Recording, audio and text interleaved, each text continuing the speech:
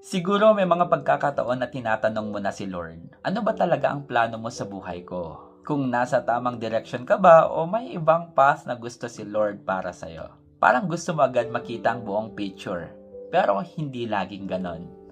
Pag-usapan natin yan.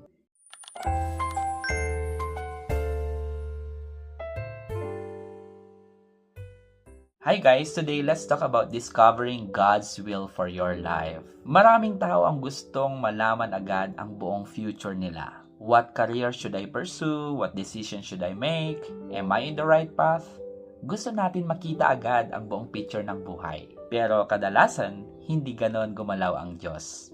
Ang sabi sa Proverbs chapter 3 verses 5 to 6, Trust in the Lord with all your heart and lean not on your own understanding. In all your ways, submit to Him, and He will make your path straight. Napakagandang promise nito. Hindi pa laging pinapakita ni God ang buong plan. Most of the time, one step at a time ang guidance niya.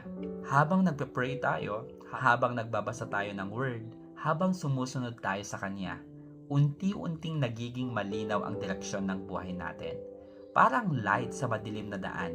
Hindi mo nakikita ang buong road, pero alam mo kung saan ka pupunta step by step. Dito natin marirealize na kapag lumalapit tayo kay God, mas nagiging clear ang purpose natin. Sometimes the waiting season isn't delay, it's preparation. God is shaping your heart. God is preparing your character. God is aligning your desire to His will. Kaya kung nalilito ka ngayon sa direksyon ng buhay mo, don't panic. Hindi ibig sabihin nito na nagkulang ka o nawala ka sa tamang landas. Just keep walking with God.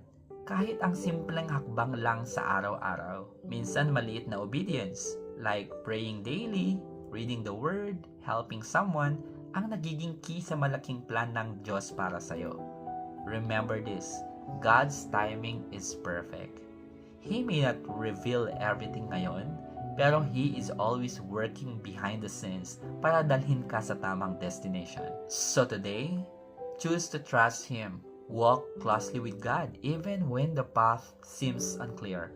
Lean on Him, seek His guidance, and take the next step of faith. Because when you walk closely with God, He will guide your direction, one step at a time.